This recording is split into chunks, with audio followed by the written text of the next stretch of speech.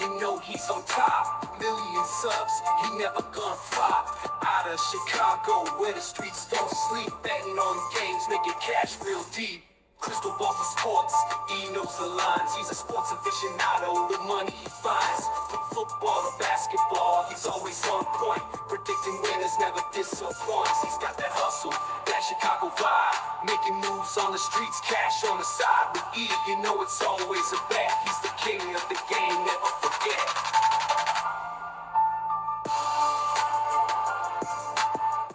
Hello and welcome to the Etoft21sports show for March 18th. How is everyone doing? My name is Eric. I'm the man behind Etoft21sports. Absolutely loaded episode for you today. My boy David and I are going to share our first round bets for the NCAA tournament, fill out a bracket together, and Gino will have his horse racing by the day. But before we get into all that, I'd like to say thank you to the sponsor of the shows, JustOutTennis.store.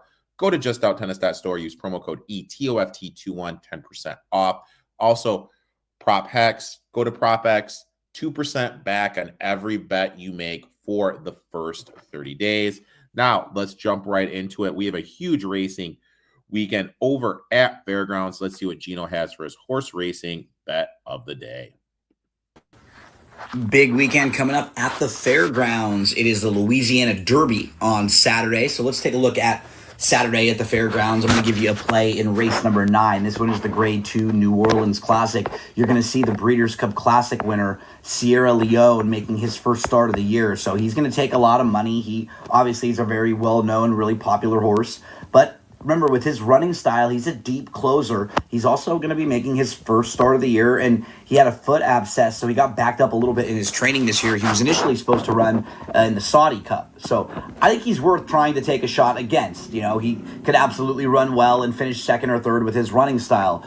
It just feels to me like it's another good spot for Hall of Fame, who in this particular race should be able to get the nice jump on Sierra Leone. He was able to go by horses like Comobino Omodier and Maycox Bay last time out. Running style fits really, really well. I think he can get the mile and an eighth, with that tactical style where he sits behind the lead and just moves to the front. So let's give Hall of Fame the shot in a race where Sierra Leone's going to take a lot of money, and Sierra Leone's the one to beat. Hall of Fame is in a good spot in the Grade 2 New Orleans on Saturday. Best of luck, everyone, playing the Louisiana Derby and the Fairgrounds this weekend. What is going on here? I am like a noob here. Make sure to give my boy Gino a follow at It's Me, Gino B, on social media. Now let's welcome my boy David, a.k.a. Better DP21 to the show. I've done like 50 of these. I don't even know how to click a goddamn button. How you doing today, my man? Doing better than you, apparently. Jesus, dude. Well, dude, I told you, man, it's the no alcohol. Most people thrive when they have no alcohol. For me, he regresses. For me, I regress, dude. Like everything takes a step down, dude. Yeah. Like, everything, no take a quick shot, loosen the nerves. It's all right, man. So it's gonna be okay. We're here to talk we're here to talk some tourney. You've been doing this last couple of years, I think, coming on, breaking down the tourney. What's gonna happen, guys, is we're just gonna go game by game. We're gonna share any bets we have. We're gonna fill out the bracket. Always fun to do. Also, reminder, if you're watching on YouTube, I'll put the link in there. I have a Survivor tournament thing that I'm doing. Just pick a winner. All you have to do is just pick a winner. Doesn't have to cover, nothing fancy, one winner. You have to be smart, though, because on Elite 8, you have to pick 2 winners. So that's when it gets a little tricky. You got to be smart. David, I'm hassling him to get into it, so hopefully he gets into it so I can talk some trash to him when I take I'll get in there. So let's jump right into it here. Obviously, Alabama State and St. Francis, great game. I was a little pissed off St. Francis got in. They knocked out Central Connecticut. I don't know if you saw. I was looking at their splits. Yep. Teams couldn't hit the ocean against them in their little division, in their little tournament. I think teams shot like 30-some% from the floor. Fun game, weird play at the end. Alabama State gets it done. Right now, North Carolina is just running San Diego State out of the gym. So we will see what happens. But let's go ahead and let's bring up this tournament bracket. We'll just be going through ESPN. And here we go. Starting off, we have the aforementioned Auburn against Alabama State. I mean, I think we're just going to say Auburn and just move on unless you have some notes for this bad boy. No, that's if Auburn's defense and size and athleticism doesn't get it done, they don't deserve to be there. I mean, Alabama State is elite at causing turnovers, but that's it. I mean, they don't have enough juice in the system to do it. Now we are going to Louisville and Creighton. I have a bet in this game. Do you have a bet in this game or not, my friend? I'm on the fence of having a bet on this game. I don't think the spread's big enough for me. Like, I think it's sitting 2.5 right now. 2.5. Favor the 2.5, right? Mm-hmm. Yeah. I'm staying away from this one. It's a very close 8 versus 9 matchup for me. I do have Louisville advancing though. Yeah, I mean, for me, I have Louisville advancing too, and I took the -2. I'm just gonna fade Creighton here. You're getting Louisville at Rump Arena, so basically going to be a de facto home game for them. Creighton guards have struggled against pressure, and I really think that's what Louisville is going to look to exploit.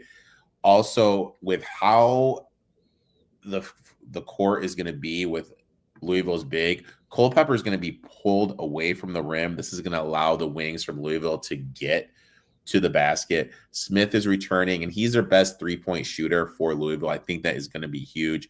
Louisville takes a high volume of threes, and getting him back is just absolutely huge because Creighton is elite in 2-point defense. They lead the nation in 2-point defense. Creighton struggles with turnovers, ranking them on the worst in turnover percentage. Louisville thrives in close games, 7-1 in games decided by 6 points or fewer. And plus, we're just going to get Chucky Hepburn against that Creighton drop coverage. I just think that's a huge matchup. I took Louisville here, minus the 2.5. Next one. Now, you and I haven't talked much college basketball. I've been saying since January, I'm taking UC San Diego against anyone, even Auburn. So I am on UC San Diego here. I bet it at 3.5 and plus 140 when it came out. Do you have anything in this game? Let me just check real quick, make sure I'm not missing something. I mean, I'm leaning with Michigan. I definitely look at this as being like a moderate upset, right? UC San Diego, if they get hot from 3-point range, they could cause problems for their defense straight up. They're a very capable 12 seed, but again, it's all about their perimeter shooting that keeps them in it for them. So, that's, in my opinion, how it's going to kind of go, with or without that. I mean, you're going to say that for kind of a lot of teams in the tournament. I think, somebody's just knocking down threes. Like, who was it that played UVA, UMBC or something like that? And they were just killing them with 3-pointers to crush that 16 versus 1 seed, a few years back in the tournament. So that's kind of how I view this matchup, though. I mean, if UC San Diego gets perimeter shooting on this, then they'll be great from outside. But otherwise, I think Michigan's size and rebounding has a clear advantage inside to really kind of control the glass. So these are my notes on them. UC San Diego since February 1st, per Bartovic, 28th in the country. Now, let's rewind. March 2nd, it was Michigan's 4th game in 9 days, playing at home, and they lost to Illinois 93-73. Now we're getting their 4th game in 8 days, playing in altitude. I think they're going to be a little bit tired. Michigan ranks 346 nationally in turnovers. UC San Diego elite in forcing turnovers. UC San Diego's offense dynamic. They have multiple ways to score, can exploit Michigan's weakness. One of the highest graded mid-major teams ever. UC San Diego has proven itself against top-tier mid-majors. Michigan opponents due for some shot regression. Look, Purdue, Wisconsin, and Maryland shot just 23% from 3-point land in Big Ten tournament, despite getting open looks. You mentioned UC San Diego. They are top 10 in 3-point shooting. Shot quality, great site. You can kind of look at where it sees, like, did this team win because what was expected? Did one team like underperform? They had the Maryland win. They graded that as a Michigan win by 1 point, but they graded the Purdue and the Wisconsin game as losses due to the shot variance. So I think they're due for some shooting regression. Now, look, I'm obviously concerned about the rebounding for UC San Diego because they are small. Tallest guy 6'8". You got 2 7-footers, but they're the best ATS. It's a strength versus weakness. They're going to throw out wanky defenses, triangle and 2, box and 1, stuff Michigan hasn't seen. And this is the type of team I like. Team that has weird defenses, that plays at a controlled pace, that can shoot threes against a team that I think is a little overvalued in the market. Not really overvalued, but a team that is going to altitude after just playing on Sunday, and they're playing on Thursday, man. That's a quick-ass turnaround. Yeah, I mean, I definitely think that affects the kids, like I like to call them. I never trust the kids kind of situation, but at 2.5 on the line, like my model's showing a -9 for Michigan, actually. So I'm sticking just through and through with my model and my notes on this one. But I like where your head's at with UC So San Diego. this is what we're gonna do. Okay, I'm gonna put UC San Diego. But if Michigan covers, I'll send you a Michigan t-shirt. If UC San Diego covers, you're gonna send me a UC San Diego t-shirt. Do we have a deal? Got it. All right, next game, really interesting matchup. Texas A&M and Yale. Where's your head at? Yeah, I mean, this is another moderate upset to me. I mean, Yale's dangerous 13 seed here. I know Texas A&M being the favorite. They got the depth, defense, pretty balanced offense to make them pretty tough. But I do think Yale has the potential to pull off an upset. Again, it's going to deal with the perimeter shooting, executing that offense. I really think they need to avoid their turnovers to stay competitive here in this one. And but A&M excels on that defense, especially in transition ball for themselves. So I think this is a much closer game. I actually have this more as a pick'em type of game. So, I do see Texas A&M pulling it out, but I mean, based on my numbers and everything of where I'm looking at this, like if I'm taking a bet on the game, I'm probably taking Yale +7. I mean, I look at it. Yale's this is the stat that stood out to me. Yale 22 in the country in defensive rebounding. A&M, one of the best offensive rebounding teams in the nation. So how is that going to play out? When Yale played Minnesota, they allowed 17 offensive rebounds. Right. And Minnesota isn't as strong in the glass as A&M. Right.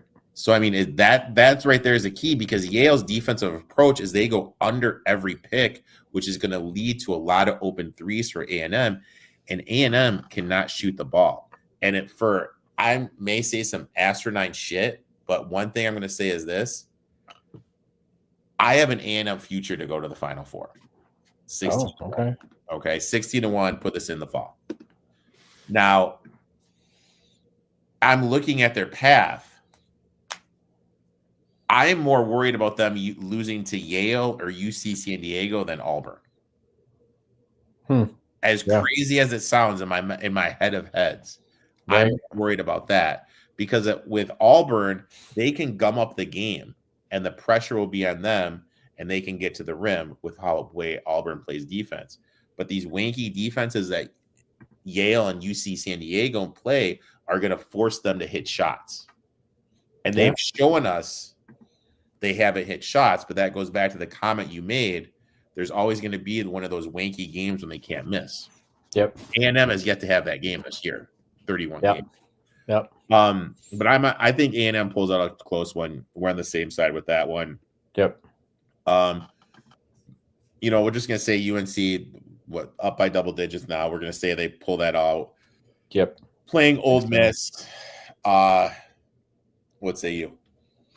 Yeah, I mean, I actually, so, just watching to your point, I'm doing this kind of in real time actually. So inputting North Carolina against Mississippi, I got it as a pick'em game. Um, and I think what's going to happen here is this is going to depend, obviously UNC should emerge from this matchup here in the second half. That being said, Mississippi is a team that has depth. They can score from multiple positions. I do really like that for that team, except I think if, as it should be UNC, I expect a more fast paced game here. I do expect Mississippi to be favored in the matchup, of course, right? It'll be 6 versus 11.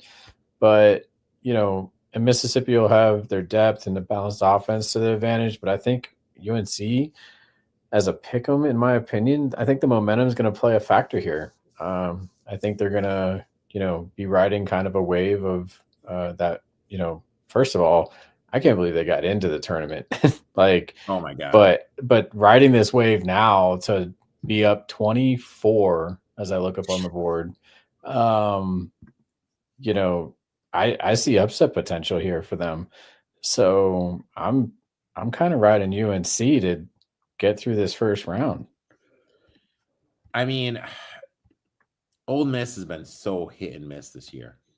I mean, I do Yeah. like their guards, but on the flip side, UNC's guards are elite as well. Coaching, I'll give the coaching to Bird. You know what I mean? I think he's just a better coach than Hubert Davis in the X's and O's department. I'm actually going to be in the building here for this game, and there's always an 11 seed that makes a run. So let's go UNC here, dude. Yeah. Next game, interesting game, Lipscomb against Iowa State. I think it's like the last 7 years there's been a 14 seed that beats a 3. Right. Yeah, So, there has. I don't think it's this one though. Really strong offense and solid defense for Iowa State. I think Lipscomb needs to just have some kind of exceptional performance to pull off an upset here. I think Iowa State just has better athleticism, scoring ability. Lipscomb's going to have to rely heavily on limiting their turnovers. I mean, they're going to have to play a near perfect game, in my opinion. Iowa State's going to push the ball, create easy scoring opportunities for themselves. Lipscomb's going to need to hit that high percentage outside shots again to keep the game close at this kind of rate for themselves. So I look at the upset potential as being pretty low here. And that being said, I also look at it from, a betting perspective. I mean, Iowa State is somewhere 12 to 14, probably favorite. Yeah. So I stay away from, I mean, Iowa State should win comfortably, in my opinion, based on everything that I'm seeing here. Let me just double check one thing real quick. Iowa State, Lipscomb. Yeah, I mean, I got them winning by like 19 on my model. So, I definitely look at this as, betting on Iowa State to cover anywhere from 12 to 14 being a safe bet, assuming they maintain that control of the game. But, it's if other things that I'm looking at in this game is where the total is going to be. I mean, I think their total points over could be worth a look if they're playing the up-tempo style from both these teams.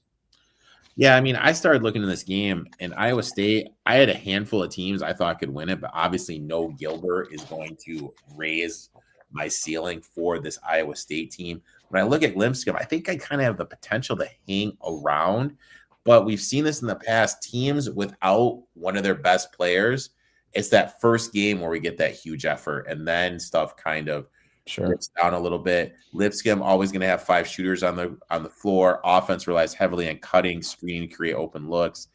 85th in KenPom, but it's going to be played in Milwaukee. Pro Iowa State crowd going to be pumped up. First game without Gilbert, so I think Lipscomb hangs around for a half, and then Iowa State opens it up in the second half. So we're going to Iowa State here. Next game, Marquette and New Mexico. I actually have a bet in this game. Do you have any action in this game, or? Yeah, actually, I'm kind of right in New Mexico. So I got the upset in this one, right? Another solid 7-10 matchup. Marquette's gonna be favored, right? Just Mhm. due to tournament experience and the team consistency. Um, I think New Mexico is definitely that team that can challenge them with their scoring themselves, fast-paced play. Marquette's gonna need to control that tempo and not kind of get drawn into that kind of affair for high scoring, right? But I really do think New Mexico is going to turn this into a fast-paced game. Um, but yeah, I absolutely love kind of the upset factor in this game. This was one that I had circled on my board as my upset. Yeah, I love New Mexico here. New Mexico has a talent in the backcourt to keep up with Jones and Marquette's guards. Rebounding edge. Marquette really struggles in the glass. They're outside the top 275 since February 1st. So New Mexico is going to get some second chance points. Smart 3-7 ATS in the tournament as a favorite. 6 first round exits. Marquette really limited with how they can score, making vulnerable if they're able to take Jones away. Mountain West regular season champions, top 20 defense, forcing turnovers, elite rebounding team for New Mexico. They attack the basket. They're great at getting to the free throw line. When we look at Bartovic, they're basically even. But the thing that sticks out to me is just how bad Marquette is rebounding and how they don't have multiple ways to score. Now, look, I know historically speaking that Mountain West teams usually do struggle. And I know that last year, New Mexico is that team everyone expected to make a run. They lost first round to Clemson. Mhm. But teams that come back after supposed to be that Cinderella, that's when I really like to back them. So I like New Mexico here. I got them at plus 3.5. And I Yep. also have them winning the game straight up. Next game, we got my Michigan State Spartans against Bryant. Any thoughts here? So, wait, sorry, just Michigan State versus. I mean, this is a game to me that Michigan State should control everything with the tempo here to make Bryant uncomfortable offensively. Bryant's going to obviously rely on perimeter shooting, trying to create turnovers to make it competitive, but I think Michigan State advances without much difficulty, really. I didn't have a lot to say about a 2 versus 15 in this one. Really just kind of looked at it as, Michigan State's going to be a large favorite, Yeah. and 15 seeds almost never pull off the upsets. So, I think Michigan State defense, coaching experience, tournament experience make them just an overall strong contender. I got them going pretty far anyway. Yeah, I mean, one thing that kind of stood out to me is Bryant's smallest rotational player is 6'5". Yeah. Strong in transitional defense, 85th percentile. I think this game is going to be tight for a little bit. Timberlake, 6'6", is going to be matched up on Richardson. Good defender, tall defender, going to be able to make Richardson struggle a little bit. But I think at the end of the day, Michigan State will eventually pull away because they just have too many people that can score. But I think one of those first fun bets is 1st to 10. I think Bryant 1st to 10 could be a little bit of a fun bet. That's cool. Yeah, I like that. Let's go to the back to the top half. We're just going to go region by region here. Auburn against Louisville, de facto home game against Louisville. For Louisville, do you think they could pull off the upset here against the top seed? No, I don't. I mean, I just don't see it. I think Auburn gets through them. Auburn's guards are just elite, and I love Yeah. Chucky, but I don't think Chucky's going to be able to carry it here. There's an 8 seed I do like, 8-9 seed I do like as a matchup in a different region. Oh yeah, for sure. I just think Auburn just has too much to the table here. Yep.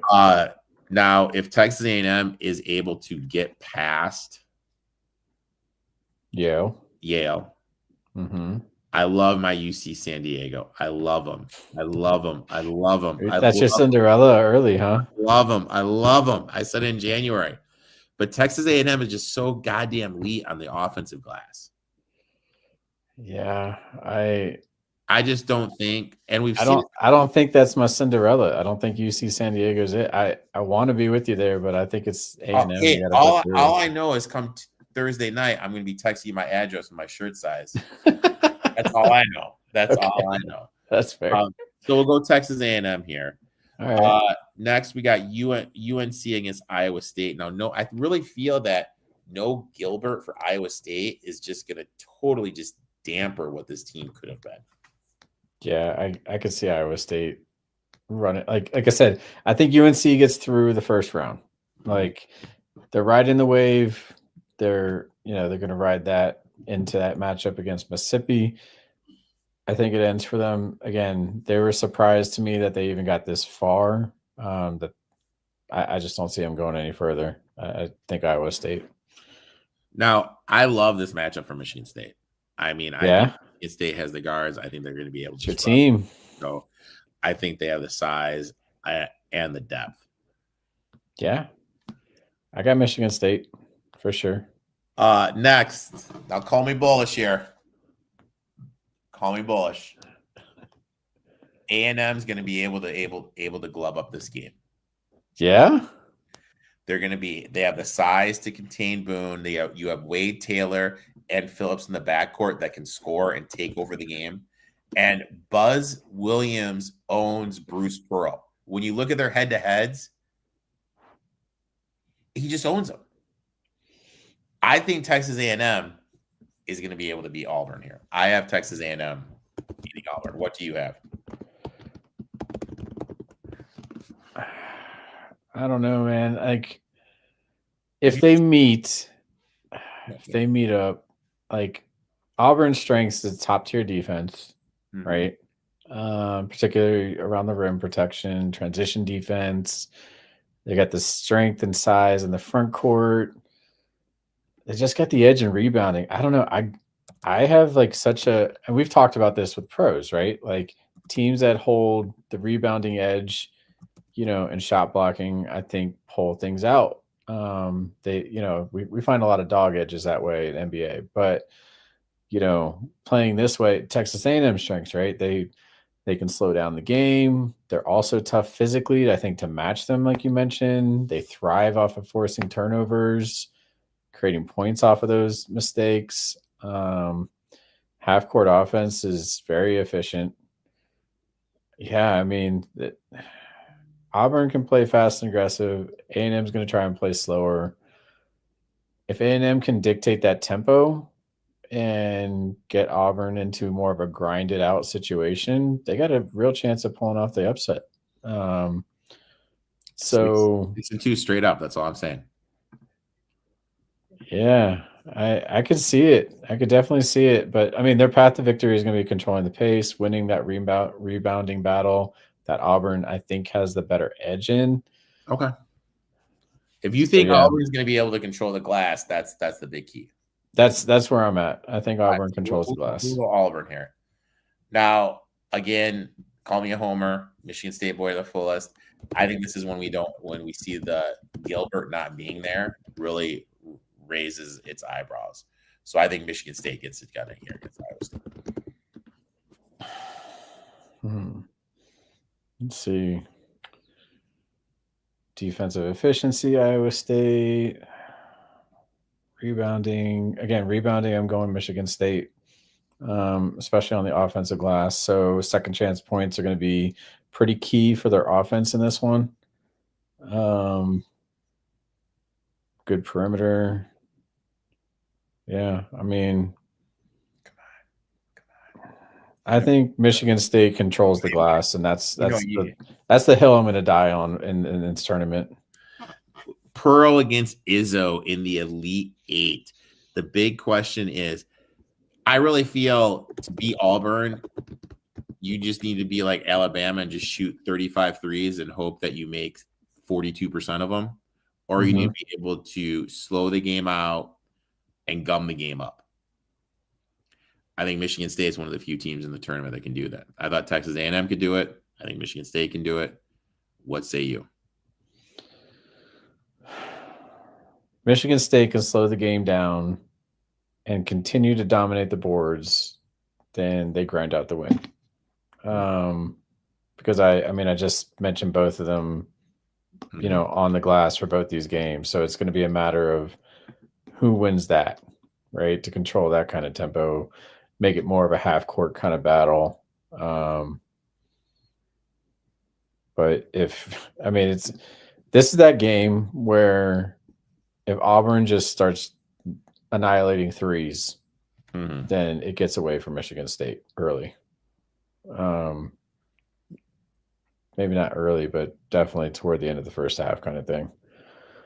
So I don't know, man. I don't want to ride chalk, but I did had Michigan State going to the Final Four. All right, let's do it, dude. Smart man. Smart man. Izzo in the house. Izzo in the house, brother. Now, let's jump down. We got the Gators of Florida State against Norfolk State. Florida 30 dominates offensive glass, rebounds 38% of their missed shots, threat from deep, hit 35%. Look, Norfolk, they do have strong guard play, but let's be honest. They're not upsetting Florida here. Florida says, yeah. Unless Florida has some kind of crazy off night, they should handle this with ease. Now, this next game is interesting to me. Let me talk this out to you, okay? UConn, aggressive defense, 333rd in the nation in free throw rate allowed. Oklahoma, 29th in free throw attempts per game, converting at a top 10 percentage in the country. If this game is called tightly, I think UConn could be in trouble. Also, when we look at UConn lacks top-end talent compared to previous seasons. McNeely struggles. The offense can stall. Caravan has yet to find a shot. To me, this game just comes down to how it's called. If they're calling everything and Oklahoma is able to get to the line 30 times, which they've done in the past, with Fears driving to the rack, I think they could get it done. What say you? So you think Oklahoma could get it done? I think Oklahoma can get it done, but I think a lot of it depends on how the game is called. Gotcha. Just because Oklahoma has done it all year. They get in the country getting to the line. UConn 333rd in free throw rate allowed, so they do foul a lot. Right. So, as crazy as it sounds, is this game just how good Hurley's able to work the officials? Yeah, maybe. I think both teams are very capable of winning this matchup. This is probably the closest 8 versus 9 that I think I have on my entire board right now. That's just from the numbers, everything else. But to your point, Oklahoma's playing solid ball. They can definitely give UConn trouble, especially if they get hot from outside or disrupt anything with Connecticut's flow. Connecticut, they have very solid depth for themselves, which could make it tough to overcome in a close game. I think some of the key things that we're going to differentiate in this game are going to be Oklahoma's perimeter shooting, Connecticut's defensive plan, right? Like if they control the paint and limit Oklahoma's second chance opportunities, they should get the advantage there. Turnovers, both teams need to take care of the ball, right? That the team that avoids the costly ones is likely to come out on top. And I think that's more or less what you were just saying there a little bit too about getting the calls. So I have this as very much a pick 'em, but I actually think UConn pulls it out. Mosier 69% ATS in tournaments. I don't know. To me, it just comes down to how it's called. Like if they're calling everything, and you got to, you know what I mean? It just comes down to just free points with the clock ain't moving. Right. We'll go UConn here. Next game here. Now, this is my favorite matchup. But here's the thing, okay? Colorado State's coach. He is going to be Minnesota's coach. It's only a matter of time before he's Minnesota's coach. That's basically done from what I've heard. How Yeah. focused is he here? When we look at Memphis, health issues in the backcourt. You know, you got Haggerty, elite from Memphis, Clifford, elite from Colorado State. Colorado State is favored, despite Memphis's strong non-conference schedule. When I look at Memphis, they are a team I tend to like as an underdog. But when was the last time Memphis faced a tournament caliber opponent? Gosh, that's a good question. December 28th. December 28th. And their big Who was guy, that? I don't know. I was just wondering, since I mean, Dude, I don't know. I just wrote on my notes. yeah, no, I got it. I mean, I was just curious who it could even be. I mean, you're going that far. You have to go with that far back. It's got to be when their schedule. So it's wild to me that Old Miss. as a 12 seed, Old Miss. they're already favored in points. Yeah, I heard you. It's Old Miss. Hey, what can you say it again? A little louder. I'm getting older like you. But yeah, I mean, so this was the most intriguing matchup in the region to me, right? But this is also the most obvious 12/5 that I have across the board, in my opinion. They have the highest potential to upset Memphis, especially given Memphis's like inconsistency that they've had. Colorado State's a well-balanced meal. Like, they absolutely can exploit weaknesses if they just execute well. And I like them to kind of just own that narrative kind of going forward. So this is my one that I think they kind of run away with. And I got Colorado State winning by like 20. Wow. Like, So like a high win. That the coach is like already like working on portals, kids. No. All right. I respect you. Now we go to what they call them, the Crab Five. We got Is that what they're calling them? I think that's what they're calling, the Crab Five. We got Maryland here. Maryland, great advantage up front with McQueen and Reese.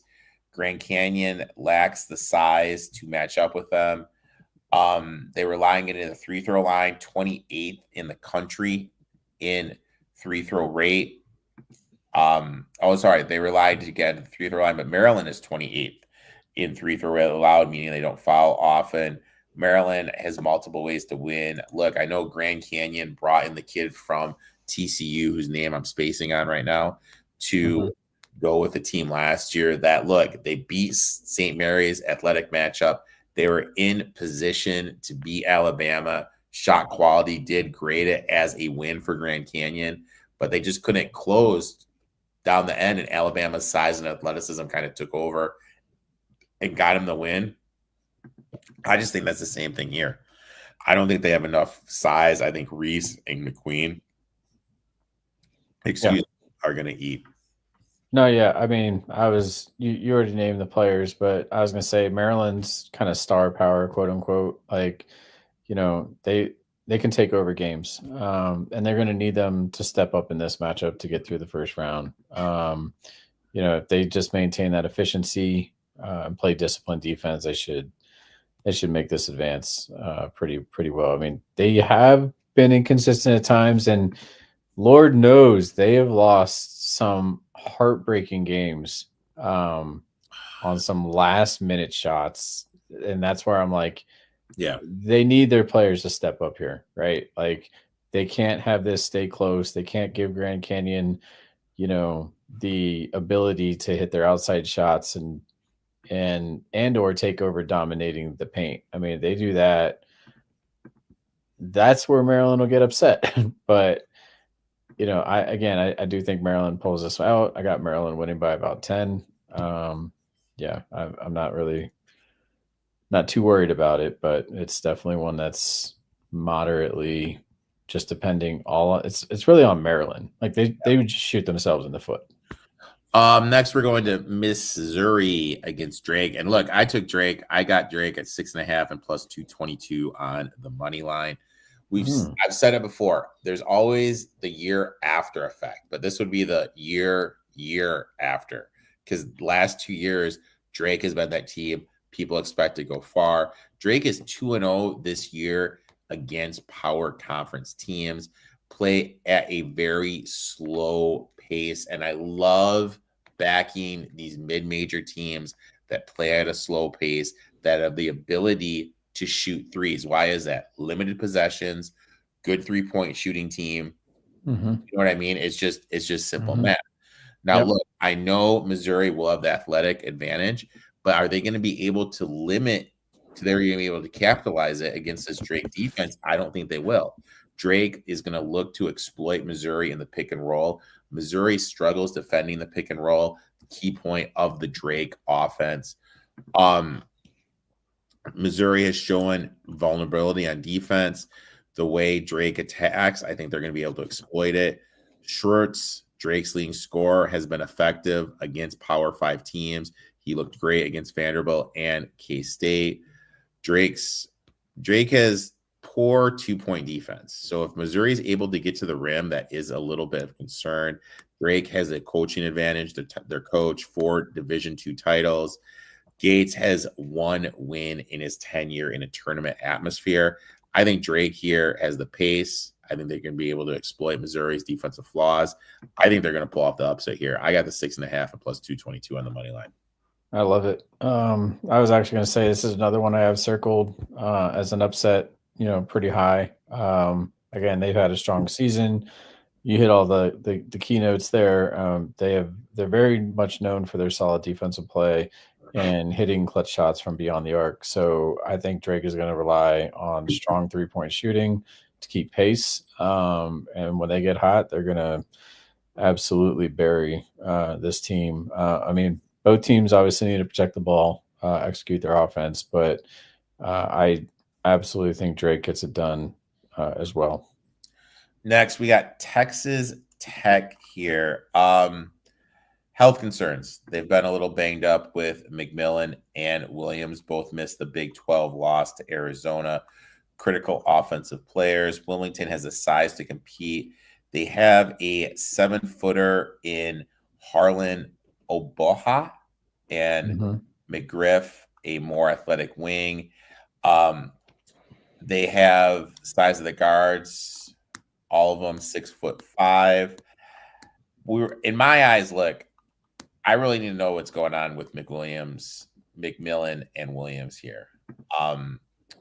Wilmington doesn't have a lot of experience, isn't really that battle tested as other 14th seeded teams in it. Texas Tech defense ranked 22.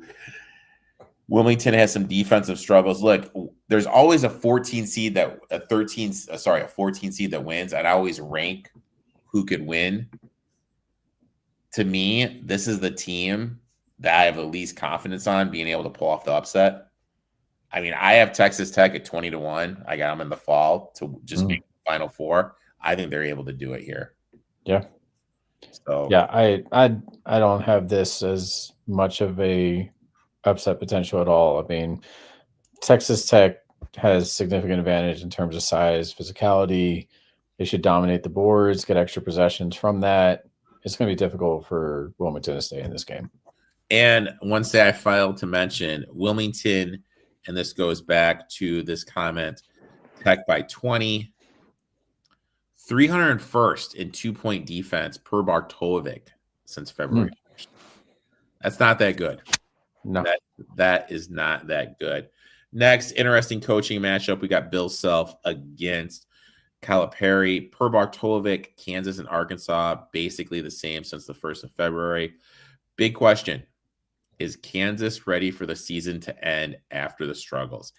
I do this college basketball show. Come February 1st, I said, this is the time of the season where I start fading Hunter Dickinson because everyone can't stand him. And I think since that game, Kansas has covered 2 games since I said that. Boogie Flan back for Arkansas. Is that going to disrupt the offensive flow? Or is it going to boost their chances? We've seen it before when a guy that needs the ball in his hands is gone. The offense, everything starts clicking. He comes back. They kind of struggle to find that rhythm. Right. This 255th in consistency per Haslam metrics. That shows how up and down they have been. Arkansas finished the season pretty good. To me in Kansas, the thing that sticks out is this. Whose Kansas is it? No, they're up by 6 and they lost to fucking Houston. You remember that? Like, yeah, I do. Like, what the fuck was that?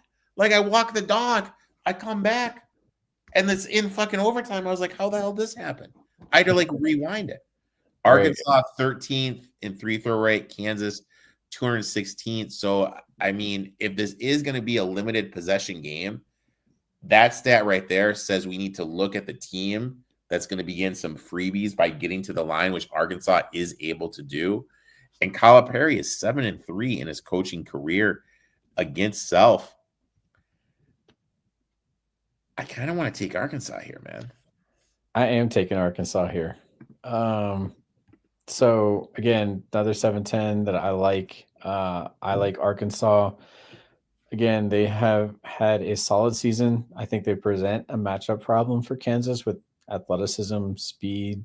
I think if Arkansas can get out in transition and hit those shots from deep, they're definitely going to be a big threat. I know Kansas has the pedigree, right? They have the tournament pedigree here, but they're also just known for that upset early. So I think Arkansas's defense is really going to show out here, right? I think they have a very aggressive defensive style.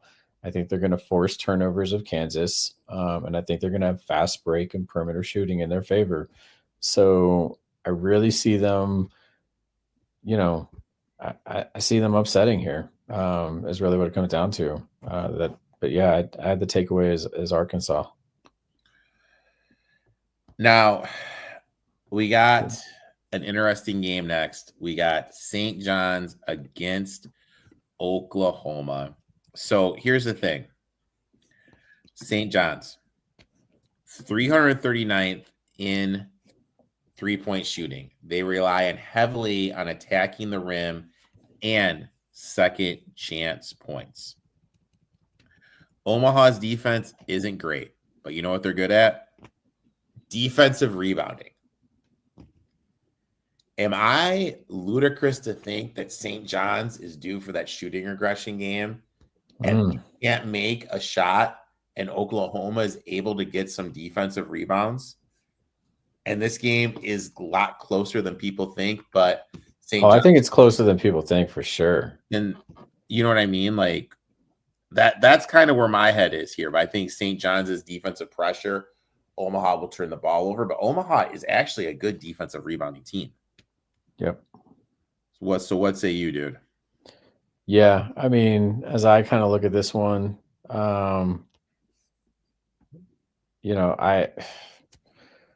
St. John's needs to rely on offensive firepower to break down Omaha's defense. If they can get out in transition, push that tempo again, they should be able to run away with it. But again, I think Nebraska has the ability to challenge them. It's going to be tough, but I think, they absolutely can play some efficient basketball to stay in the game. I do think St. John's would have the better advantage defensive pressure-wise to apply full court pressure, kind of overwhelm them to convert some easier points for themselves. But, I do find this to be a closer game than what people were giving credit for. If I were to rank all the 15 seeds I could pull an upset, this would be my number one. Oh. No, just looking at the 15 seeds. Sure. Looking at the 2-15 matchups. If I had to rank which team I think could be upset, it would be St. John's. Now, I'm not saying it's going to happen. I'm not. Right. I'm just saying I think this game has the potential to be a lot closer than people. Yeah, I mean, Michigan State, Alabama, Tennessee, or St. John's. I'd probably be taking St. John's as that one. It's looking like he's going to be back for game 2. It looks like he's doubtful for Kansas, but will be back for the second game if they're lucky enough to get through. Florida, UConn. Look, we went back and forth. I think UConn Florida doesn't have the size here. Florida is elite offensive rebounding. They're going to be able to control the glass, second chance points. And I really think they're able to take McNeely out of it. And when that happens, UConn has shown they struggle to score. Yep. Next, we got Colorado State against the Crab 5. I don't think they have the size. I mean, these Maryland bigs are elite. Yeah. So I think Maryland is going to be able to get it there. Drake and Texas Tech. What say you? I'm going Texas Tech. I think you're right. I think this is when they're going to be healthy enough. I think they have multiple ways to beat them. I think Drake is a good story, but like I said, we've seen it before. These double-digit seeds get that big upset, and then the next game, they just get their boats raced. Yeah. Now, this game is interesting to me. You got Patino, backstabbing Calipari. Does a Calipari just come rolling in with the red suit, popping the collar, dude?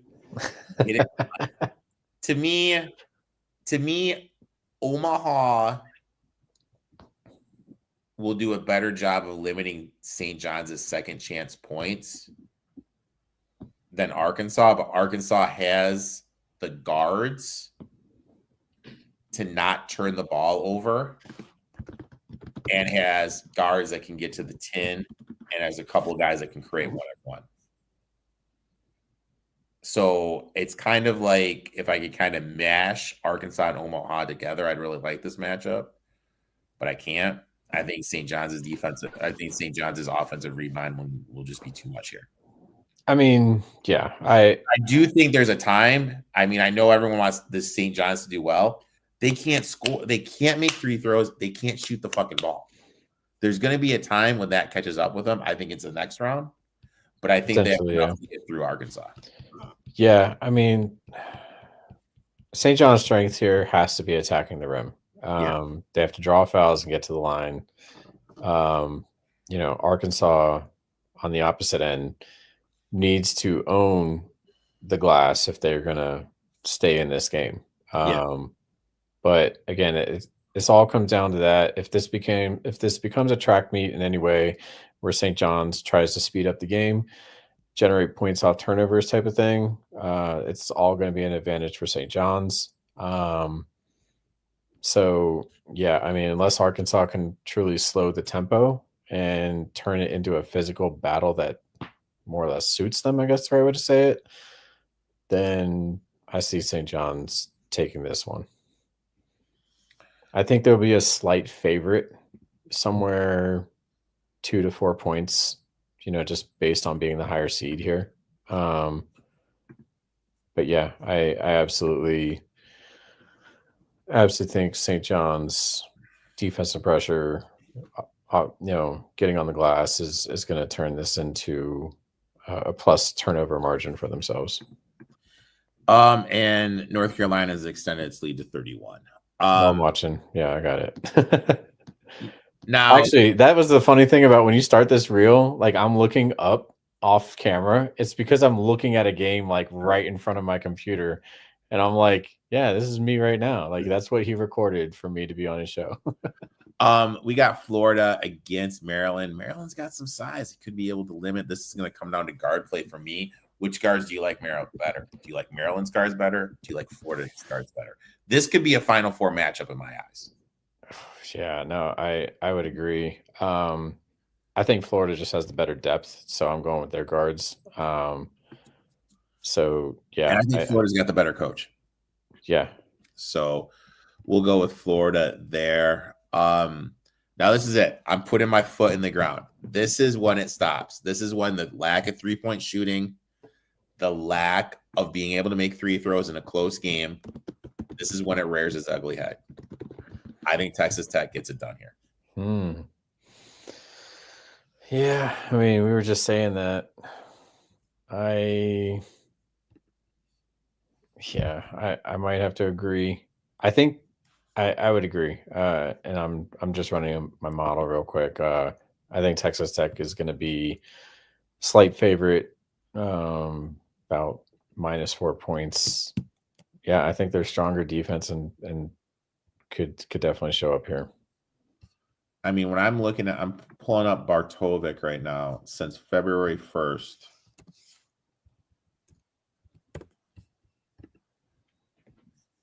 Texas Tech, 6th best team in the country. Yeah. You know, they don't force any turnovers. When we kind of look at what St. John's likes to do, St. John's since February 1st, 48.8% effective field goal, 269th in the country, 281st 3-point shooting team. They just very limited in how they can score. If their defense isn't causing turnovers and they're not be able to get to the rim, they're not able to get second chance points. I just think this team is just too limited. So give me the Red Raiders. Next, we got Red Raiders against Florida. Another absolute barn burner of a fucking game, dude. Yeah, no kidding. I still give it to Florida. The way that I'm looking at this, I'm going back to depth. I'm going back to Florida playing fast, pushing tempo. Texas Tech wanting to play slow, right? Like, I think the pace gets away from Texas Tech. I think Florida shooters would, like guards and such, would get hot, stay in it. I mean, just these are the types of things that are going to dictate, the win here on either side. Yeah. Pace and rebounding, right? So, especially this late in the tournament, I don't think it's going to be a high scoring affair. I think I'm projecting somewhere around 138. Okay. So, dude, we're 57 minutes in. We're halfway through, dude. I know. And I love it. I only have to be up at 4 tomorrow. So, dude, let's keep it. Next one, dude. We got Duke. Do we even want to? We got Duke. So I actually have a bet in this next one. I just took Baylor on the money line. I got him at even money. Yeah. There's been a team I had circled in the fade. Hubbard, main scorer. While both teams are good at offensive rebounding, leading at second chance points, I think Baylor's going to be able to capitalize that a little bit more. Baylor relies on jump shots. Mississippi State struggles defending the perimeter, but they are elite defending the rim, weak on defending three-pointers. Since February 1st, Mississippi State ranks 326 in effective field goal defense per Bartovic, which boards well, obviously, for Baylor's offense. Mississippi State likes to force turnovers. Baylor's going to have 4 guards out there all time. Yep. So not going to really turn over the ball. Mississippi State, 32% overall three-point shooting team, 29.2 in SEC. And that's big because Baylor's going to be zoning them to death. They lost 4 out of their last 5 games going into the tournament. Baylor 58th in offensive rebounding since February 1st. While Mississippi State is good at defensive rebounding, I believe Baylor's going to be able to get some second chance points. And I just think Baylor is going to be able to outshoot Mississippi State from deep, exploit that weakness, and be able to get some offensive rebounding. I got Baylor here on the money line. What is their money line? I got it at +1. It's like even? Yeah. I think it's like even money. Yeah, it's basically, take the plus money, take Baylor on the money line. I got them winning by like 15 points. like it's, everything you just said, I was like, yeah, you got all the highlight notes there. My spread shows them winning by 15. Next, really interesting matchup here. We got Liberty against Oregon. Liberty 52nd in the country per Bartovic since February 1st. Size is a concern for Liberty. They lost Isaiah Illen early in the season, leaving 6'8" Owen Aquano as the tallest rotational piece. How are they going to be able to combat that 7-foot tall guy, Brittle, who has the bald spot for Oregon? Liberty, now this is a big, you talked about 3-point shooting earlier.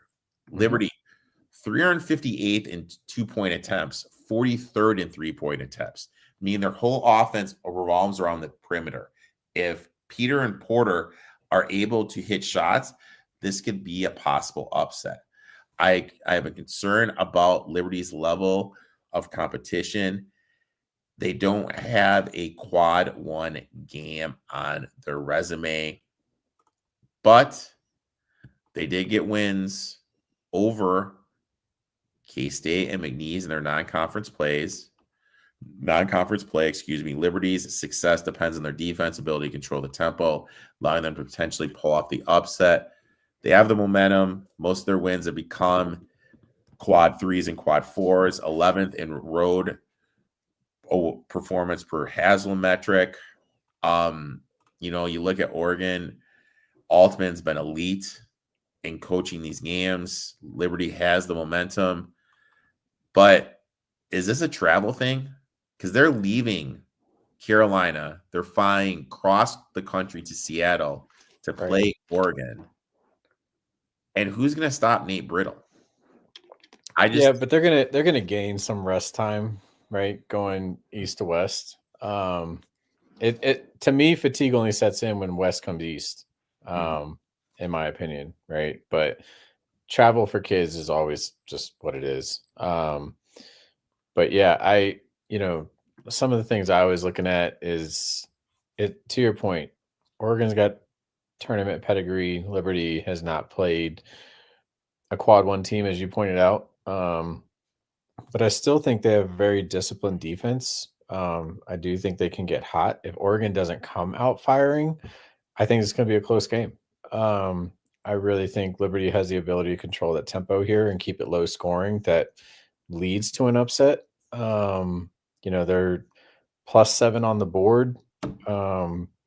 And my model's only got Oregon winning by like 8 total. So again, the spread favors the dog in this one, in my opinion. And, something that I factor is hey, this is definitely one of those 12 over 5s that could happen. I look at this as a high potential upset. They just, to your point of tournament pedigree and whether or not they'll, live up to the hype, on the stage is everything there. So you're to me, it just comes down if they make their threes. I mean, they shoot so many threes. I mean, this is a pure 3-point variance game. Yep. Again, I think there's high potential for upset. I'm going to give it to Liberty to go over Oregon here. Okay. So for me, my next game, I took Akron. Now look, I bet this. I bet Akron +13.5 and +725 nice. Money line. There you go. Gochi, look, he's been here. He's taken Ohio to the Sweet 16. They're well coached, solid tournament team. To me, is Caleb Love talented as hell? Can he shoot teams to a Final Four? Yes, he shot teams to a national championship game when he was with UNC. But he's also shot teams out of games. Akron, top 60 in the nation field goal percentage, 61st three-point percentage, 74.6 possessions per game, ranks third in the nation, meaning they're playing it at a blazing pace, could disrupt teams not accustomed to such high-energy basketball. 24th nationally in rebounds, gives them an advantage in controlling possessions, limiting second chance opportunities for Arizona.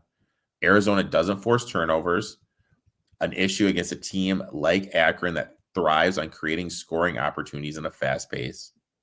Arizona, 296 in effective field goal percentage since February 1st, favors Akron. Akron has the ability to show different looks. They're a good three-point shooting team, what makes it a high variance team with a very high ceiling in the tournament setting. To me, the Zips are live here. They were here last year. They got boat raced. They're coming back. And this was a team a couple years ago. They should have beat UCLA, had a little melt toward the end, and lost by, I think, 4 or 6. I think Akron's live here. I haven't liked this Arizona team. I bet them +13.5 and +725 on the money line. I love it. I love it. All right. So something I haven't even said in this whole hour is that one of the most wild things I love to do is bet every underdog across the board in the tournament. Okay. I set a cutoff of their spread of about 7 or 8. And I'll take that spread for sure in favor of the dog. Anything below that, I'm taking money line, right? Yeah. But in this case, this is definitely one at plus 14. I'm taking spread the whole way in favor of Akron here. Again, they have the potential to cause all kinds of problems for Arizona. Personally, the turnover margins even with these teams, both at plus one, the 3-point shooting is both at 35, 36% respectively between these teams. If Akron hits 40% from the three, they're going to steal this game. Yeah. 100%. And so it's going to come down whether or not Arizona can lock down that perimeter. If Akron struggles from deep, it's going to turn into a blowout for Arizona. I would say my boy Felix that's listening, big Arizona fan. He knows that the heartbreak he's suffered in the tournament watching Arizona. So I 100% love this play. I'm all over Akron as well. I love it. Let's give me the zips through next game. We got VCU, another team traveling, facing a quick turnaround as they played Sunday, flying out to high altitude to play in Denver. Key thing here, are they going to be able to force BYU into turnovers? VCU, 31st nationally turnovers forced.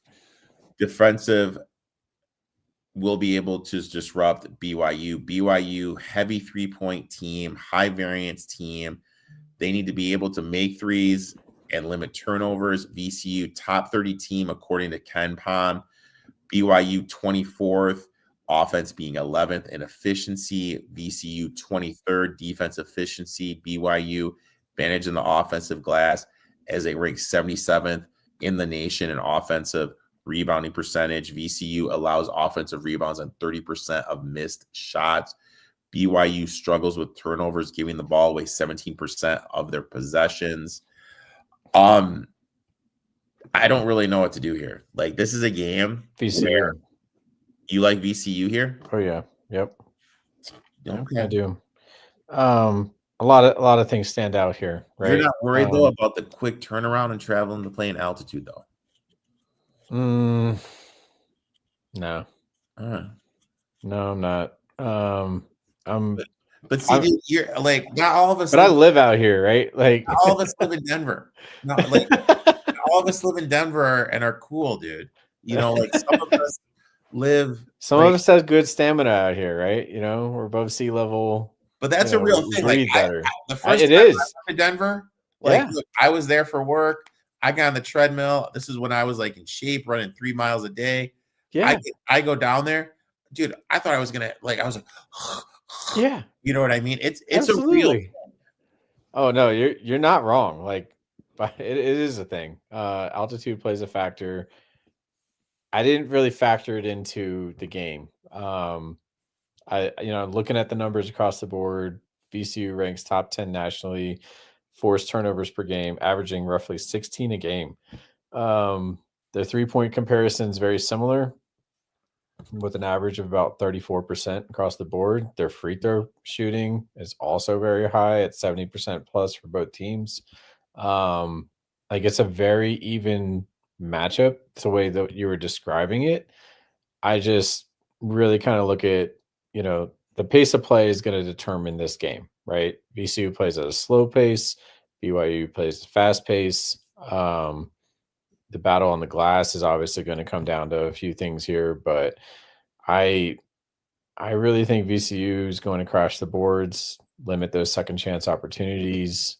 I really look at them slowing the game down, limiting possessions for BYU. So I think their defense is going to frustrate BYU, and I'm all over VCU because of that.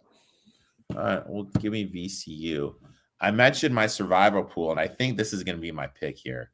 We got Wisconsin against Montana. Montana, when we look at the metrics, it is the weakest 14th seed. They have a tough schedule, a tough matchup against Wisconsin. Big Sky Tournament champs can score effectively inside the arc, but that's going to be difficult against this Wisconsin defense. Wisconsin, strong season in the Big Ten. Did a great job taking care of the ball. Excellent at the three, getting to the line.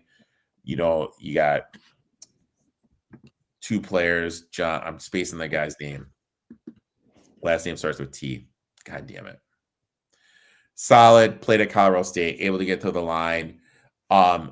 Big Sky, 5-14 in the NCAA tournament.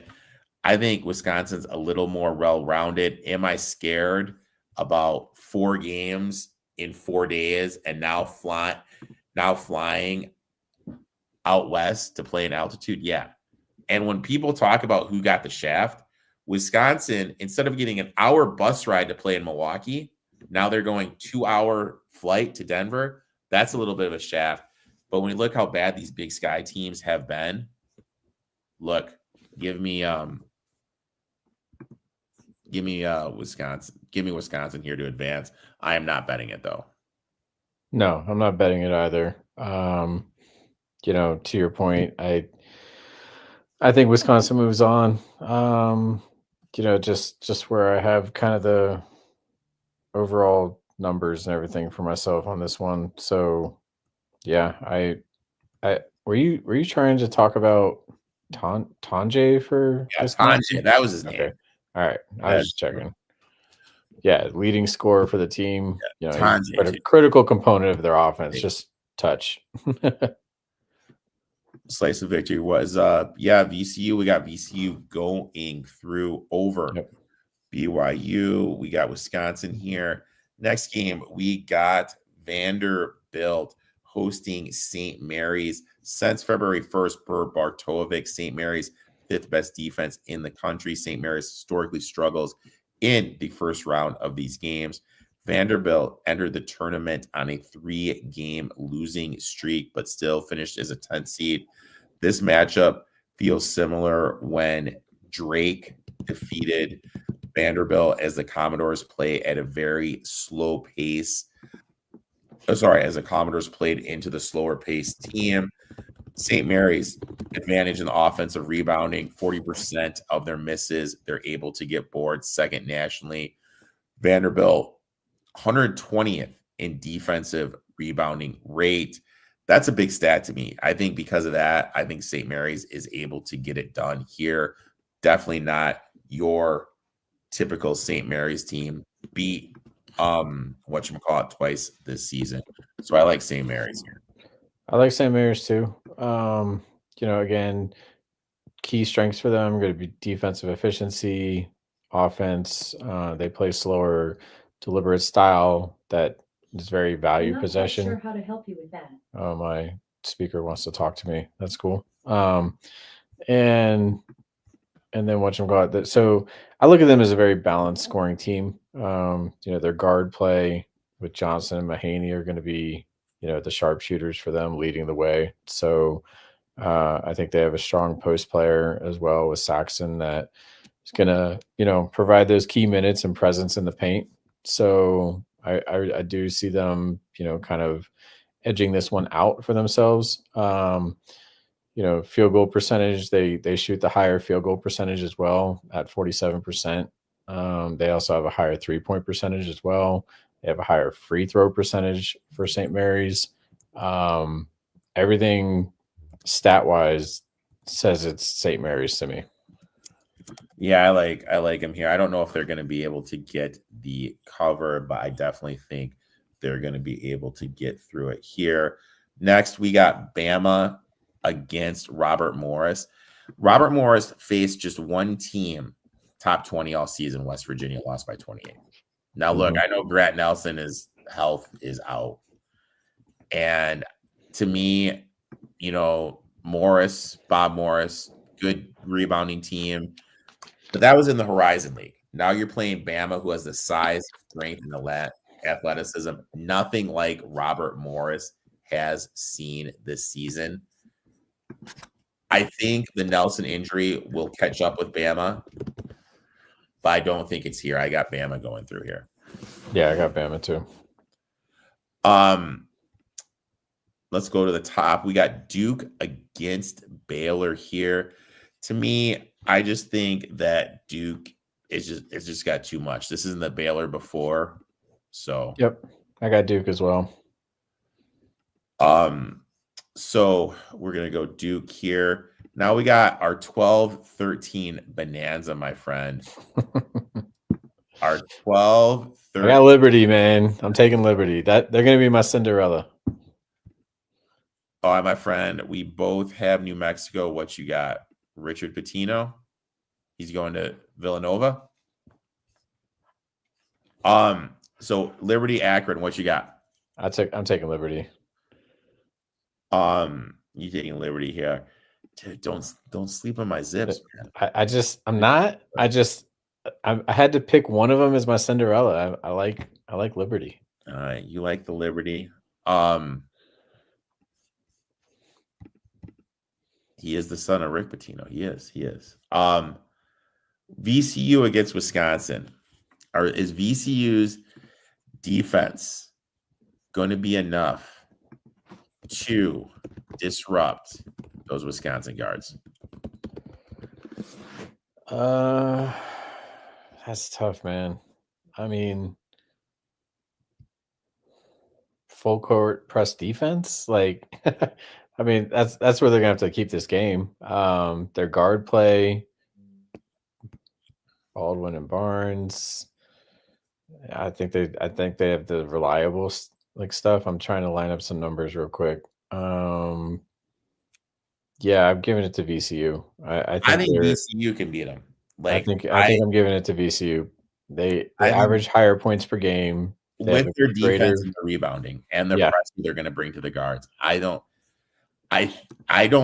think we're underestimating how good this defensive pressure is by VCU. Right. Yeah, I call it havoc defense. I'm going that way. Next, we had it in the chat room. Someone said St. Mary's over Bama. Is St. Mary's going to be able to control the pace here? Yeah, to a degree, it's intriguing, right? Like I'm trying to line up stats real quick for myself here. Just looking at these two teams. I mean, you're going to talk about, again, slow tempo for St. Mary's. You're going to talk about up tempo for Alabama, right? So again, it's going to be a matter of, I don't know, man. I think Alabama kind of takes it. I think they have a little more efficiency, with just points allowed per game. Like, I mean, I don't know. Like the 3-point percentage is very close for them. Free throws on point for them. Assists, I think it's the rebounding. Yeah, I think Alabama is just going to be stronger on the glass.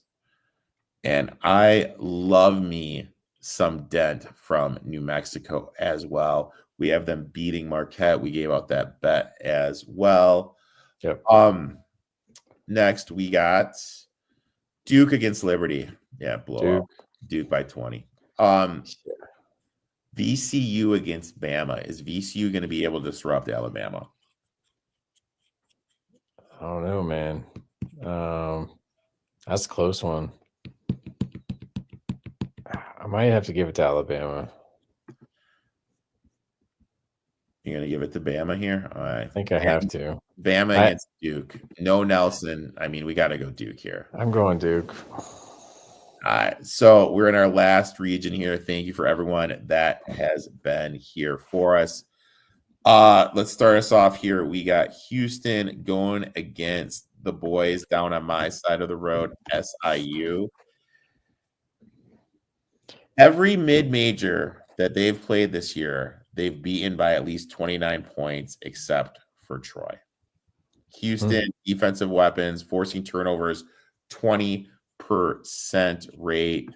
Dominance on the offensive glass, grabbing it 36% of the time. I think they have an ability to cover big spreads. Now, look, Roberts missed the Big 12 tournament, leg injury.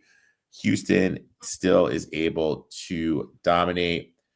SAU faced Illinois, lost 90-58, lost 80-61 to Indiana.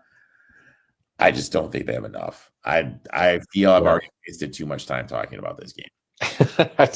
I was going to say Edwardsville needs to, again, have a near perfect game to make it competitive. That's it. Houston's an overwhelming favorite. experience, depth. They're actually one of only 4 KenPom teams that have a top 10 defense and offense. To actually be projected as the outright winner of the tournament. So now we got an interesting game. Georgia against Gonzaga. Georgia, known for their defense, lacks offensive firepower.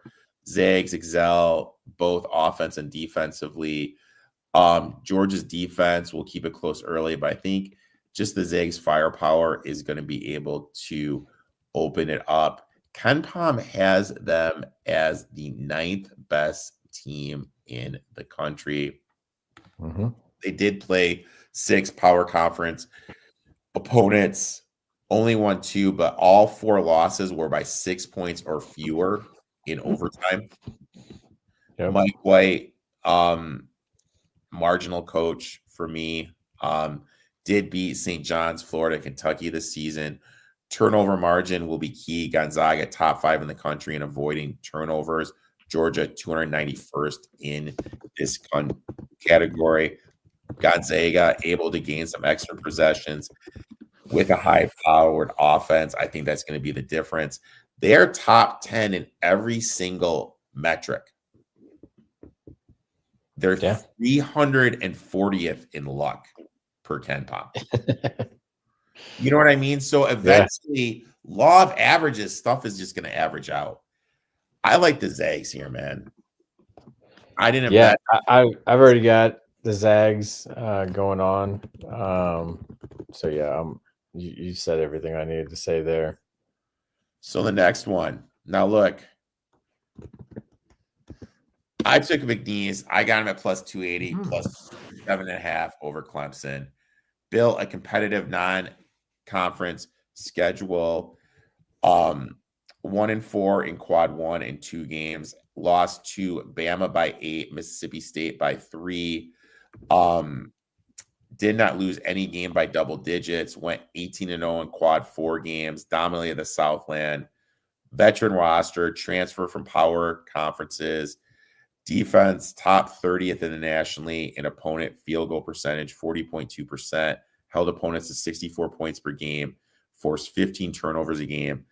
Unlike last year, they don't rely on Wells. This year, more balanced. Murray, Copeland have experience on the high major level. McNee's ability to capitalize on some undisciplined teams. One of the top mid-major programs this year. They've been dominant since Christmas. Clemson won 14 of their 16 games, but the team has been inconsistent. 2 close losses, a triple overtime marathon against Georgetown. Comeback victory fell short against Louisville. They lost Hunter, which is huge. Look, I think McNeese has the defense and the disciplined play here to pull it off. It's going to be slow-paced. And I've mentioned it before. When there is a slow pace, I like the underdog here. Limited possessions. A team like McNeese can get hot shooting. The last year, they were eliminated by Gonzaga, who like to run and gun. Clemson's not going to run and gun. I like McNeese here. I think McNeese gets it done. I got McNeese as well. I look at this, even though on the books they're 7.5, 8-point dogs. I got them as a pick'em, like on my model. So, like the things that stood out to me, everything you kind of talked about, balanced, right? Like McNeese, all right, points per game, 78. Points allowed per game, 71. Field goal percentage, 46. 3-point percentage, 34. Free throw percentage, 73. Rebounding, 36. They match up offensively and defensively really well against Clemson.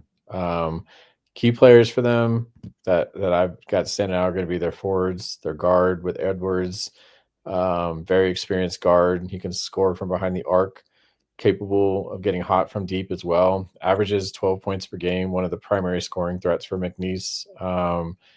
McNeese as a whole can put up points in bunches. They have a few key players that shoot that well from deep, Edwards being one of them, and they're very efficient in transition. They may lack a little depth of the power conference teams, but they have solid physical presence on the floor, especially in the front court with Shoemate and Flanagan. It could factor in limiting Clemson's ability to dominate inside. So I think also they excel again on the glass, which I think could be really crucial in limiting second chance points for Clemson. So, I got a lot of those same, matchup keys and highlights to the game here, but I think the rebounding battle goes to McNeese, and give me them to limit turnovers and create easy baskets in transition. I like it. We're both on McNeese, and you know what, dude? I like High Point here. I bet High Point plus 8.5 and plus 300. One of the best offensive teams in America. 32nd in efficiency since February 1st, shooting 59% from the field, led by Giffa, who thrives in attacking the hoop. They play 11 players. We saw it in their conference tournament. The coach, Huss, he doesn't care. He will do anything to get a win here. He will play the bench to close out the game. 173rd in defensive efficiency since the 11th of February. They have a 7-footer who is the defensive player of the year, leads the nation in offensive rebounding rate. They have a rim protector in him. Now, are you ready for this? Yep. Since February 1st, Purdue, second worst in the nation in 2-point field goal percentage defense. I think High Point's offense, which has been explosive, is going to be able to exploit that. There's all these rumors that Brandon Smith has 1 foot out the door. He's transferred to Kentucky. They just have these mid-major caliber players outside of Smith and Crawford Wren. Smith struggled perimeter shooting this year because he's tired. He's playing 37 minutes per game. High Point, they have guys from Kansas, Texas Tech, Mississippi State. 15th in 2-point shooting, 57% per KenPom, which should exploit Purdue's lack of rim defense. Crawford Wren struggled against Michigan size. High Point has a 7-footer in Bodo that's going to do the same. Purdue, listen to this. 355th effective field goal defense since February 1st. 330th turnover defense. 299th in free throws allowed. 363rd 2-point defense. 291st in 2-point defense. I mean, like literally, how can you lay the points here? Right. You know what I mean? With the numbers I just said, how can you lay the points here? I'm on High Point here, 8.5 and plus 300. Love it. I love it. Yeah, I do actually. The only thing that I do consider here for Purdue is that they do actually have the rebound plus differential of about 5 in their favor. Everything else you just said, though, is across the board High Point in terms of 3-point free throws, field goal, and points per game. They outmatch Purdue. So all those contributing stat factors to me, give me the points with High Point. Next, I mean, look, Illinois, they've been one of the most unluckiest teams, battling injuries, battling illnesses. Yep. You really don't know what's going to go on against Texas or Xavier. Right. I mean, I'm going to say it's going to be Illinois here. Really? Okay. All right. I mean, I'm not saying you're wrong. All right. Because I mean, look, Illinois has been solid throughout the season, right? I know Fremantle is almost as old as us and is having an exceptional season. But I just think I think either Xavier or Texas challenges them. Okay. Illinois faces Xavier. The game is going to be close. I think Xavier has a well-balanced attack. Milwaukee, de facto home game for Illinois. Yeah. If it's Texas, I expect a very fast-paced game where their speed and depth makes it a tougher matchup for Illinois. So I kind of look at it again just the way I kind of described North Carolina. Like, That's how I look at this game. I look at it as an upset of the play-in team over the 6th seed.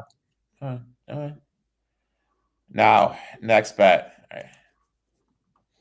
And look, dude, I got my boy down in Lexington who's going to hear this, and he's probably going to send me a message saying WTF. Let's go, Troy. I took Troy. Fuck yeah. Plus 10.5 and plus 430. Kentucky dealing with multiple injuries. Butler, Robinson, Cursa. Vulnerable without Butler at times this season. Trayton Connerway, one of the best on-ball defenders in the country per Ken Palm, ranks 3rd nationally in steal rate. Troy's press defense is ranked top 30 nationally per synergy, can disrupt offenses by forcing them out of their comfort zone, adapt at taking pressure of sloppy offenses, which is problematic for Kentucky, who has been struggling this season with injuries and cohesiveness. Kentucky's defense has been shaky, particularly since February 1st.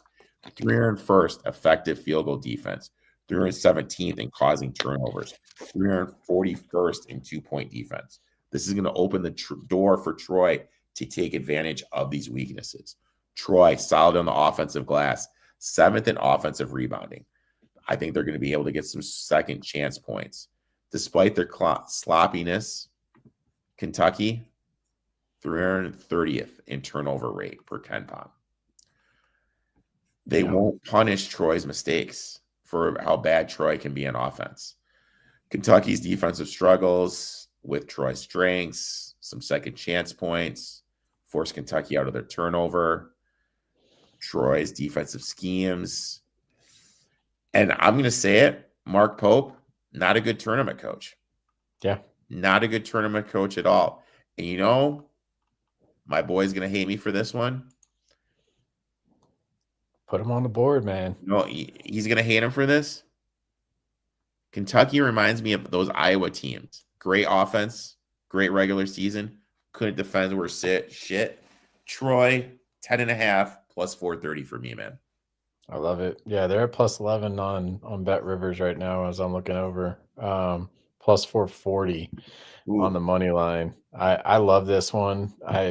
You hit all the key points I was looking at. Just so we're on the same page here, my model outright has them winning by 15. Has Troy? Oh my God, Troy! Oh my God, I would love that. I would fucking love that. Outright winning, right? Like giving that's basically saying they have a 26-point like edge on the book with this matchup. It's insane. It's insane. Like, but yeah, I got Troy, man. Oh, 95-68, North Carolina gets it done. Next game, we got Utah State against UCLA. Utah State, 273rd in defensive rebounding since February 1st per Bartovic. UCLA is going to live on second chance points. Utah State, outside the top 200 in defensive efficiency since February 1st. Aggies are allowing teams to shoot 57.6% inside the arc. Those numbers right there don't bode well for a little upset here. Right. Utah State, look, they're going to try to play zone, try to pressure UCLA, but UCLA is disciplined, low turnover rate. To me, this is a game. I think UCLA is going to win this by double digits. I think they're going to blow them out. I don't know about double digits. I think it's going to be closer than that. I look at this as single digit, 5-6 points kind of thing is where I'm landing. I do favor this with UCLA. It's going to be a rebounding battle, right? These teams are even in terms of their offense, like getting on the glass. UCLA has got a slight edge, I think, with just physicality and Jacquez in the mix for themselves. But yeah, Utah State's going to need to box out to avoid any kind of second chance opportunities for UCLA. I give the slight edge to UCLA as I look across these numbers here. Slice of Guard it. guard play is going to be everything for the matchup between UCLA and Utah State. Troy and the over. So UCLA is where I was going. the UCLA. Next, we got Woodford, one of the slowest teams in the nation, but Tennessee, that's what they thrive at. Tennessee is not going to look to get out and want to run. Elite defensively, one of the best defensive team, if not the best defensive team in the tournament. I don't think with how Woodford wants to play, it's going to do nothing to disrupt Tennessee. Yeah. And I know it's Rick Barnes in the tournament, and I know Woodford has the Rick Barry shoots underhand, but it's not going to be the time. Yep. So I'm going Houston. Oh, dude, Damn. come on. You're going. I know you want to take the Zags. I'm sticking with Houston. I'll be taking Zags money line in this game. All right. For betting purposes. But you know what? You want the Cougs. I do. I want the Cougs. I'll tell you what. We'll have another t-shirt bet. So we have two. So we are second. All right. We're up to 2 or 3. This is the second one. If this is the game, we'll go. You want to go point spread or money line this one? We got to go point spread. Well, for what? Houston? Yeah, Houston Gonzaga. Yeah. All right. Yeah. So for me, it's just the law of averages thing. 340th in luck per Ken Palm. That has to average out. That has to average out. Houston a little bit better looking than good, right? Like Houston doesn't have the elite big men it's had in the past. I don't know, man. I like them. I like them in this region. Okay. I just really like them. I'm not trying to go all chalk. I just we're kind of there. But you are going all chalk. It's a little bit. It's okay. McNeese high point. You're going better guard play, McNeese. Yeah, and a lot better defense. Yeah. A lot better defense. It's going to be at a slower pace too. They're going to take High Point out of rhythm. This is going to be the 6 p.m. on a Sunday on True TV game right here. Yeah. Next, we got Texas Xavier against Troy. I'm going to give it to whoever Texas and Xavier, whichever one of them comes out. I think they're just going to continue rolling. Run. Yeah, I just think they hit a run. Yeah. Now down here we got UCLA, Tennessee. Now I'm just interesting game here. I think this is I don't like Rick Barnes, man. I don't like Rick Barnes. I think UCLA is one of those teams that has quietly turned it on and playing exceptionally good basketball that no one is talking to. I think rebounding wise, they're going to be able to keep up with Tennessee, and their discipline with the ball enough. Tennessee's turnovers isn't going to disrupt them. Okay. So that's my argument for UCLA. Now I'm sensing you want to take Tennessee here. A little bit. Okay. I just kind of watched them, in their tournament over the weekend. I really liked watching their guard play. So look, you gave me Texas Tech over St. John's, so I'll give you this one. This could be our third T-shirt bet. Looks like I'm gonna have 3 new T-shirts at the end of this. But you know what? That's fine by me. That's fine by me. I could use some new gear. Now we got Houston against McNeese. I just think with the way at that point it's Houston, right? Yeah. With the way that we were. If McNeese wants to play, with the way they want to play, with the way they play, slow down plays, tough D. Houston just does that, but better.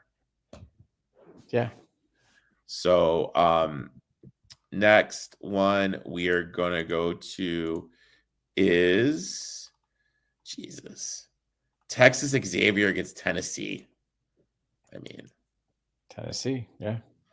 I swear, if you say fucking Tennessee over Houston here, dude. Tennessee. I really thought about it. I'm not gonna lie. that was actually a tough one for me as I was looking at brackets last night. So to our all chalk Final Four here. Almost. We got Michigan State in there. Feel like Jay Williams right now doing this with you. Michigan State against Florida. I got Florida, man. Michigan State just can't shoot enough. Florida's got the better guards, better rebounding team. So yeah, Florida here. Yeah. Duke against Houston. Gonna give it to Duke. Duke against Florida. Do we do just anybody but the SEC and just say Duke? I will do Duke here, man. We'll do Duke. I mean, like, look, what Duke was able to do at the ACC tournament here with their run and able to cut down the nets at the ACC tournament without Cooper Flagg and the other forward whose name I'm spacing on because I'm old and it's almost 11 late here. Yeah. Was impressive as hell. One of the best things that I've seen. So there you have it, dude. We gave out our bets. We filled out our bracket.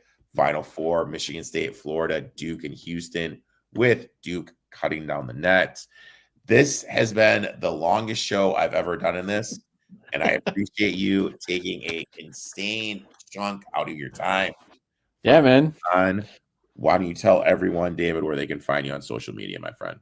Yeah, I appreciate the time as always, man. I mean, I definitely came with that mental fortitude of knowing we're running every matchup here. So when you were like, hey, we're filling out an entire bracket, I'm like, oh shit. Like, well, dude, all right, let's get ready. We did it in an hour. Like this year, I don't know, man. This year we had more stats available. I don't know. A little more juice this year. Yeah. But yeah, look for me on social media, Better DP21.